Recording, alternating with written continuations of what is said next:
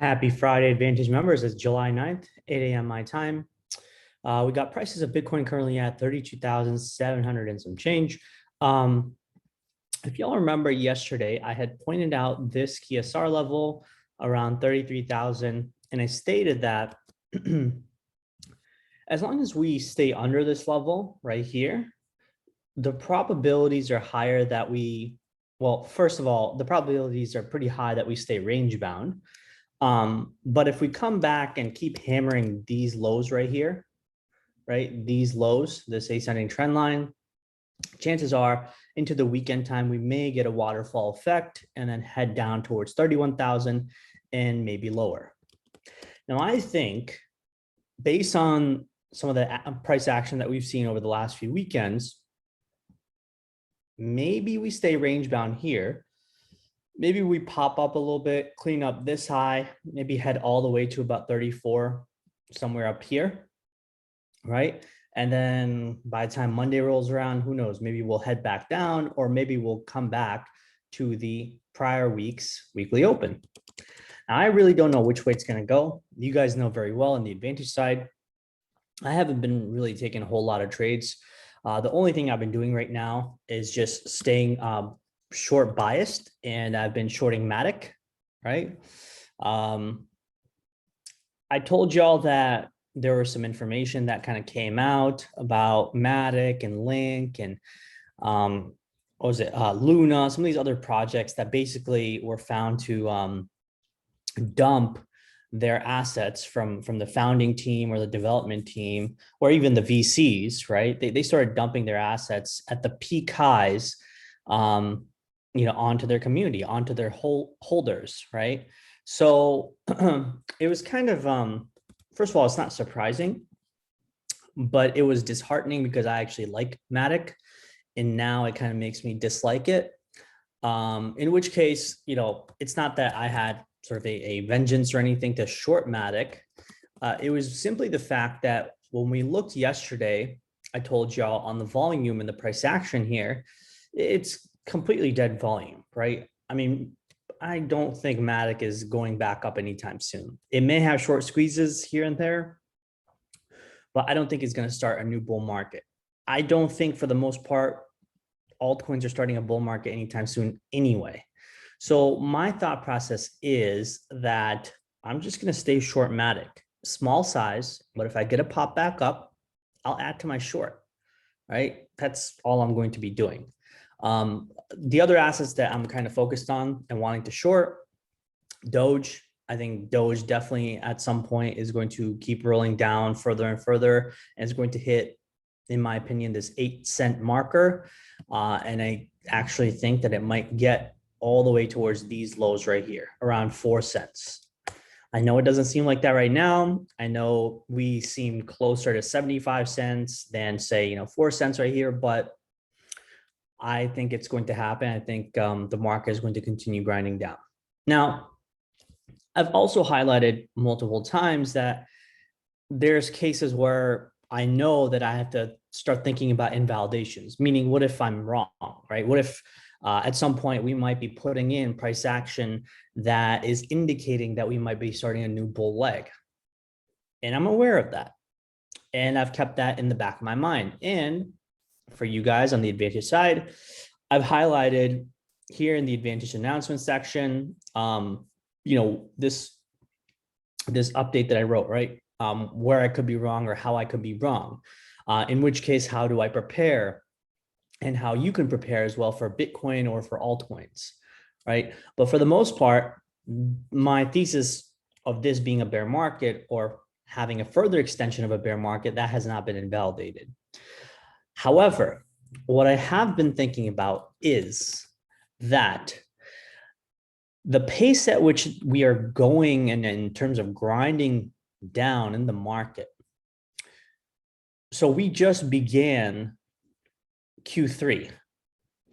So that means that I'm thinking by somewhere near the tail end of Q3. So somewhere around, where is it?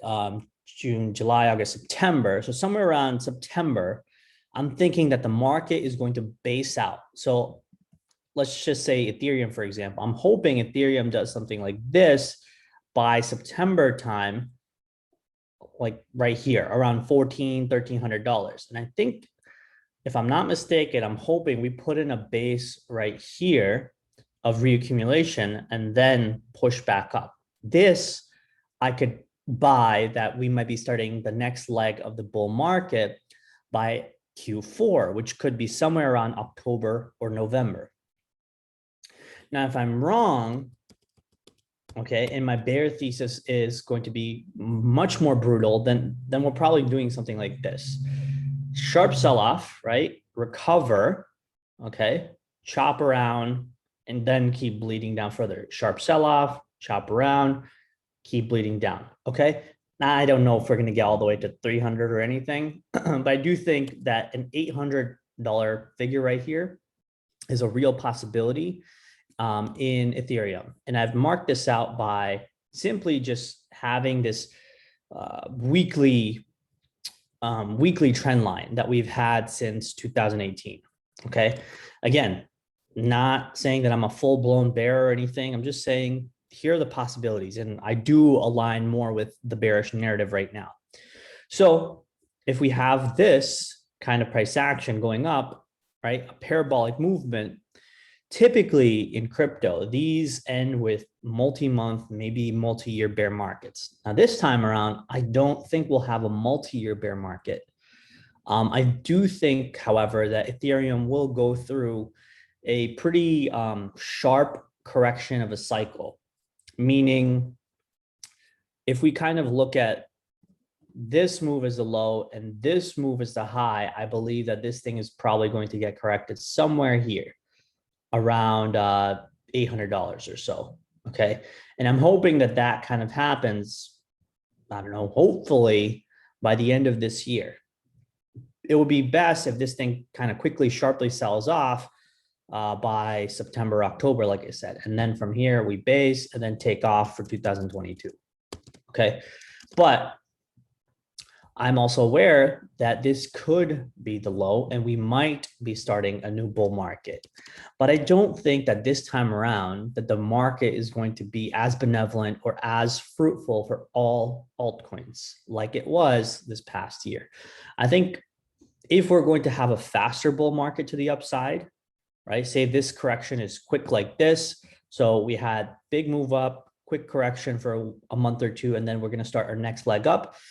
Then I would probably say that the market is hopefully going to be smarter and more of the money is going to be concentrated in good altcoins like Ethereum and of course, Bitcoin and Solana, and maybe even some of the newer altcoins that are coming out, right? I told y'all I've been focusing on Axie Infinity, Pyth Network, Mina Protocol, right? We've written about these on our Medium page.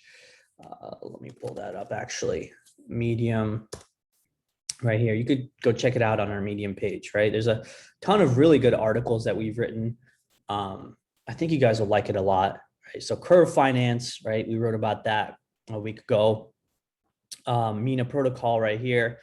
We wrote about Nexus Mutual, a while back. Insurance is a very non-sexy sector in the market. I really believe NXM is going to be a really important asset, especially in DeFi in the next coming years. And I have a disclaimer, of course, I have a stake in NXM. Okay. What else? We wrote up a pretty good review of an article, or rather review of a podcast from Uncommon Core about Suzu, who went through different altcoins in which he thinks are good, bad, what they're doing, what they're not, etc. Right? Again, also on our Medium page. Theta, we wrote about this last year. So there's all kinds of really good stuff, and we're going to keep churning out really good content. If you just go to our Medium page and follow us, or if you go to my Twitter feed, I put out a bunch of analysis, a bunch of information that I find useful in identifying buying and selling opportunities in the market. Okay, one of which is something that I'm focused on is EIP, right? EIP 1559 for Ethereum is coming up, and we know that it's going to have some form of impact on the market. Not only ETH, but I think anything connected to ETH. So, many of the ERC20 protocols that are out there, projects that are connected to ERC20 or support ERC20, I think they're going to see some sort of impact. I don't know which kind. I don't know how it's going to happen. I don't know how swiftly it's going to happen, but it will. So check out this thread. I like it a lot. I think you'll find it useful. Back to price action. So what can we expect in the weekend time? So first things first, right? I told you all that we had this triangle developing. Now we broke down from it. Okay. Not only did we break down from it, we are rejecting the bottom of the triangle.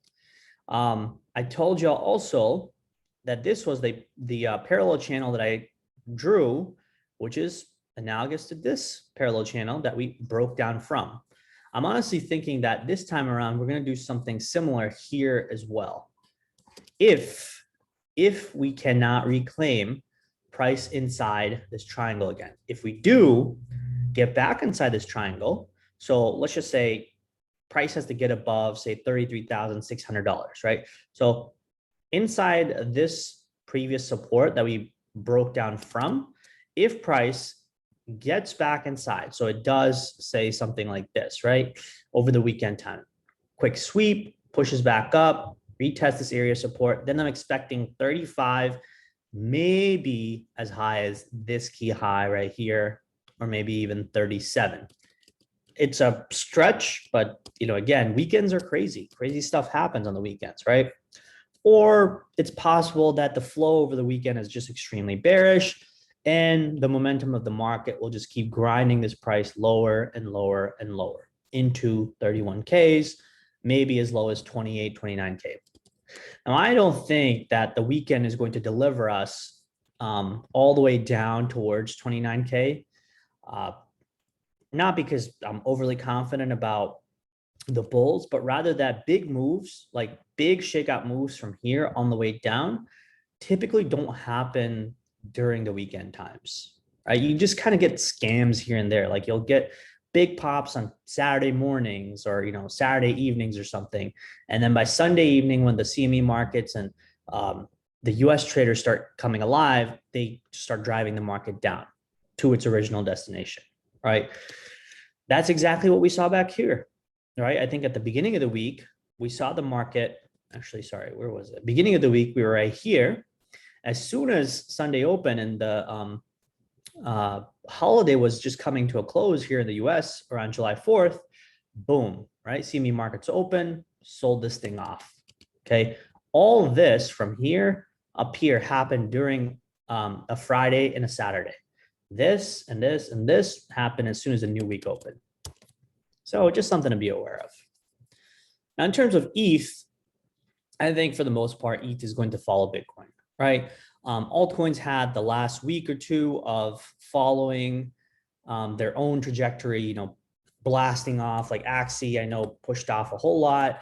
What was it? Some other assets like SNX. SNX pushed up a whole lot too. But I think a lot of these are probably going to get retraced further. And I told you all that I'm still bear biased in these assets. I'm still looking to open shorts in these assets. For the most part, like I'm expecting probably SNX and maybe even Axie. Compound was another one, right? I'm expecting these assets to like fully retrace their entire move at some point. Meaning this whole move that happened from here on the way up, I think it's going to come back down basically where it started back here. I don't know when it's going to happen, but I think it will happen. Now, in terms of compound, and I'm a little bit bullish, right? I told y'all that I have a small long position in compound. Now, the long position is simply, I'm not aiming for, 800 or 1,000 or anything. I'm looking for some mean reversion from this sharp move back up here, maybe into 450, maybe $500 up here, and then maybe it starts rolling back over again. Okay, that's really the only move, because I think when we sharply broke down from here, right, I don't think we did proper cleanups of aggressive short positions in this area, no proper retest of this marker right here to get rejected as resistance. So I'm personally thinking that we might have one more, move in us to get us back here 450, 500. And then if we need to roll over, then we'll roll over. Okay. But again, I don't have a large position in here, just kind of playing it small size, right? In which case, I'm okay with cutting it out a loss if necessary, but I'll probably hang on to this position through the weekend and see how it goes. Okay. But yeah, that's really all I'm looking forward to in terms of long positions, just level to level plays, just scalps here and there, and that's pretty much it. Other than that, nothing really else going on. Friday markets are opening up. I don't expect a whole lot of movement from the Friday markets. Let's see how the ES is opening here today. Typically, you don't really see big moves on Fridays, right? Like it's not like the market is gonna, I don't know, blast off or go for a huge sell-off or anything. Maybe, but it's very, very rare. And so I expect, in the same regard, I expect the stock market to be calm. I'm expecting BTC to be relatively calm. Like you'll get maybe some chop here and there, but I don't think you'll see any big moves. Okay. And again, keep an eye on the choppiness of Bitcoin going through the weekend. And don't get caught in the scam pushes here and there in altcoins. Okay. These are typically traps that set up, during the weekend time. All right. Okay. That's pretty much it, folks. That's all I got. I will keep y'all updated. Okay. Until then, cheers.